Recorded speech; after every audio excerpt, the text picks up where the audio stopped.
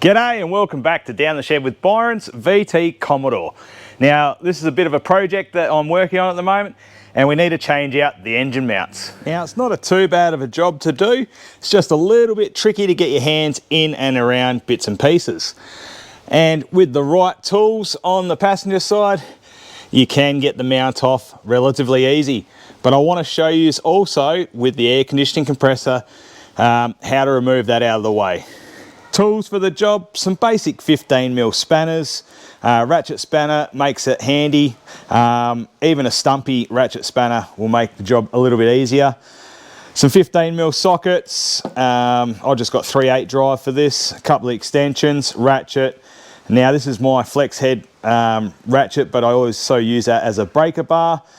Now to make the job a little bit easier, there is an actual little crow's foot spanner you can buy. I made this up, but I'll show you that shortly. And thanks to the members, I seen this at Sydney Tools the other day as a flex head ratchet spanner. And I was like, well, let's give that a go. And we'll see how that works on the passenger side. Part number for that. I'll also put that into the description, just in case you are interested in buying that. I'll put in the description the part number for the right spanner for that as well. Now, if you have to remove the air conditioning compressor, a couple of little bits and pieces, 13mm socket, a 16mm socket, and flex head, just in case, bit of lube and a pry bar. Some other key factors, you need a jack and a block of wood, or you can use an engine crane. I'm going to jack the car up, put it on some stands to make it easier to get underneath, depending on the height of your vehicle. Now here's a spare engine I have sitting around. So picture all your belt configuration sitting there, your air conditioning compressor. There's one of the nuts there on that passenger side to undo, but the other one is tucked up deep inside the back there. Now I found myself a 15mm spanner, cut it down to about 55mm, found myself a 3/8 socket that I no longer required. I think it was like a 6mm drive. I welded that to the end of the spanner, and this is what I ended up coming out with. So now you can actually buy a crow's foot spanner like this. I'll put the picture up now with the part number. I'll also put that into the description. Now the idea of this is to get just into there where that nut is. Hopefully you can see that there. So just like so, and I've got plenty of clearance just there. So we should be able to get an extension onto that and undo that nut. Now, that spanner I brought, making sure we have the ratchet in the right position, we'll try and feed that over the nut so I can show you on the video. Now hopefully I can make that flex enough or use a shifter on the spanner to get it to crack. With the ratchet in the right position for undoing, remember you're under the car, we'll feed that on. All right, now we've probably got a cross member here somewhere. Let's see if I can undo it by hand. No, that's flexing too much. That's going to hit the sump. So if we go straight up and down, can I get that to crack? So add a shifter to your addition. There we go. Okay, so it might be a bit of a combination of cracking it and then using the ratchet after. Once we've got it cracked, we should be able to undo it by hand. Now this is out of the car, we've got a cross member in the way. Let's have a look. Now I just wanted to show you those two tools, the spanners, to undo that engine mount nut and why they're important before starting the task. Because I don't want you to get halfway through it and then find, oh, I actually need those spanners. But I will show you another way to do it by removing that aircon compressor as well.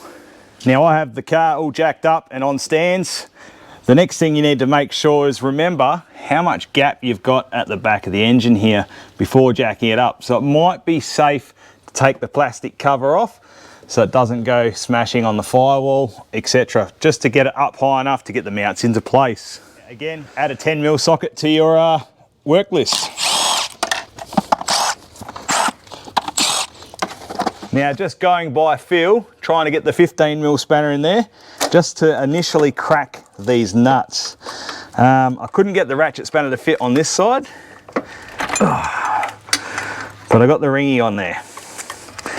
Seems to have got it started, but it's too tight for my fingers and too loose for the spanner.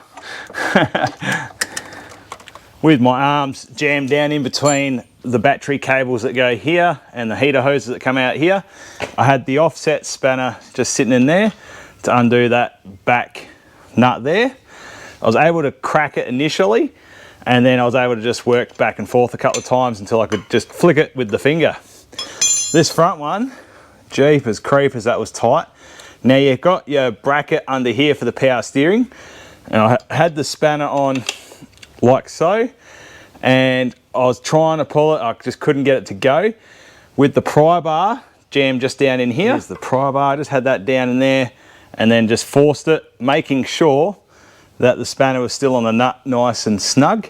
I got it to just initially crack, and then I was able to reposition the spanner and go again. Righto, so I've got those two nuts off on that driver's side engine mount. Just over onto the passenger side now. Probably would be easier to remove the intake piping out of the way. So I'll just undo that one hose clamp there and disconnect the two wiring plugs here, and we'll just move that out of the way. And we've got that out of the way. I'm just feeding the offset 15mm spanner down in there. Just got it onto that nut there. All right, that one's cracked. Now to the tricky one that's underneath. Again, I'll bring you back in. I had the offset spanner there, like so, and we just cracked that off. Under the passenger side now, we'll just go up to the engine mount, and that nut we're talking about is just where my index finger is there.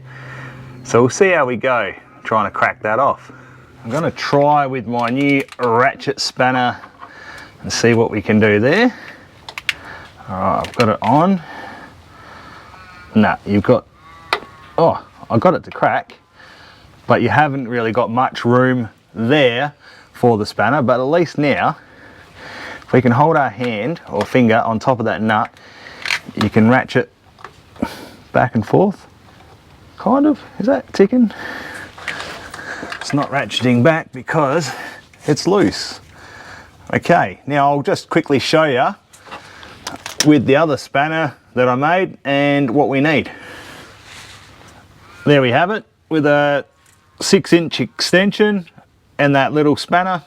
We can undo it in that position and just keep repositioning it onto the nut. Now you do have the starter motor wiring harness up in here, so just try and push it out the way a bit just to get into there. The same job on the spare engine, so we're just feeding it up into there. Hold my hand just on it a little bit. There we go.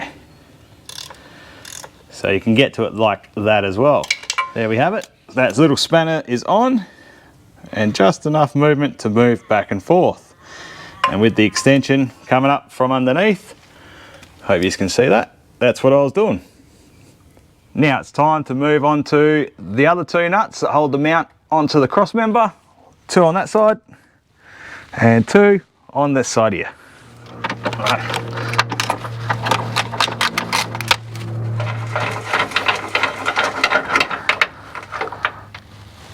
4 nuts undone now. Technically we can jack the engine up and pop those mounts out. Now if you don't have one of those little special tools that I either made, or if you haven't brought one, the next stage is to drop your air conditioning compressor off to the side. Now take a photo or take a note of which way your belt goes. Get your 15mm spanner onto the belt tensioner and drop your belt.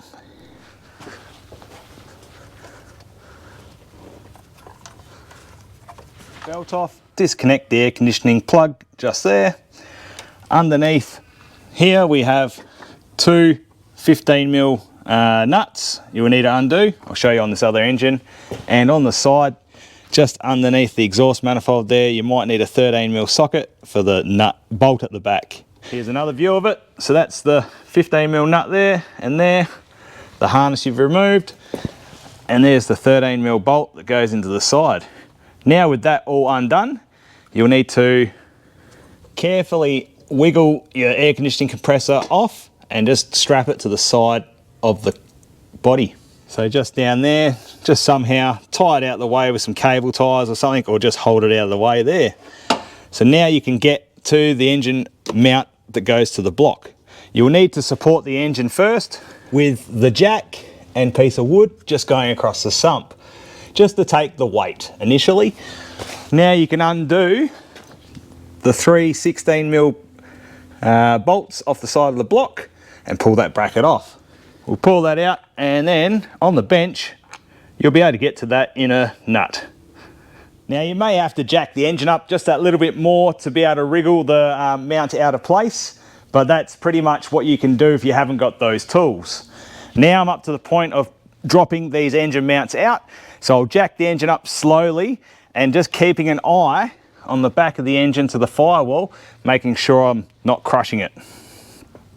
Once the engine is high enough, you should be able to wriggle the engine mount out. And with one hand, let's see how we go. There we go. I might just have to make that happen out through the front there. Okay, that's one out initially. Might have to go through the top. Oh, here we go. Okay, one engine mount out. Moving on to the driver's side, I've just given the engine a bit of a tilt, and let's pluck that engine mount out. Okay, that's that one. So it's a little bit of a mission on your own initially. There we have it, out. Woohoo! There we go, the two engine mounts are out. There's a bit of difference, isn't there? The old one, only 140,000, guarantee that hasn't been replaced ever.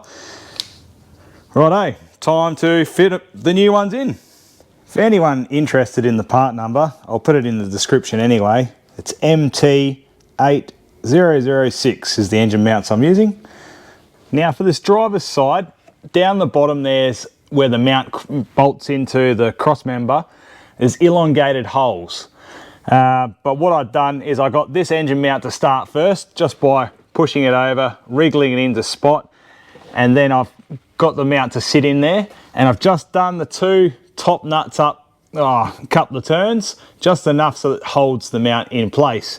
Haven't put anything underneath yet. To the passenger side, I was able just to jack it just a little bit more and make the mount slide in. Now the holes on this side aren't elongated, so if you're having dramas initially, leave all that driver's side loose, just maybe a couple of threads, and then jiggle the engine around and make it happen. I'm at the point now where I need to lower the engine back down and slowly guide the mount into that aluminium section. Now if you've taken the aircon off and got that mounted up already, try and get this side started first, I reckon, because this is the trickier side initially. Everything was going okay. Got the engine to sit in there, perfect. About to put the nut on and realised you wouldn't even read about it. The actual stud has dropped inside the mount. Oh boy. Oh well. Mission I need to sort out tonight. Has anyone else had that drama before? Brand new engine mount, stud falling inside. We'll see what we can do. Well, holding me tongue in the right place, I got it back in there. And then I put some bearing retaining sort of compound in there, tightened it up, taken the nut off, and I'll leave that for now, and we'll try and put it back in there tomorrow. There we go, job is done. I have got the mounts all back in there, all the nuts tightened up. Now it was tricky, so on the driver's side I left everything loose.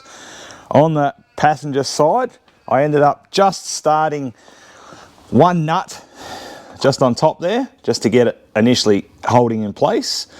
And then for these bottom two, all I done was slowly lowered the engine into place and used the pry bar and just kept flexing the studs to go into the holes. And yeah, got it to go in. And I thought I'd just do a bit of a reflection on the end of this task. The tool that I made, that little 15mm spanner with the socket on the end, was one of the most useful tools to do this job. Now, if you haven't got the skills or the tooling to make that, buy one. It'll save you so many headaches. Then the pry bar, that was just initially to get bits and pieces in. But then 15mm spanner, your standard type of spanner, a ring end, and then a 15mm offset spanner. Those 4 tools there initially, besides a 3/8 ratchet, basically were the go.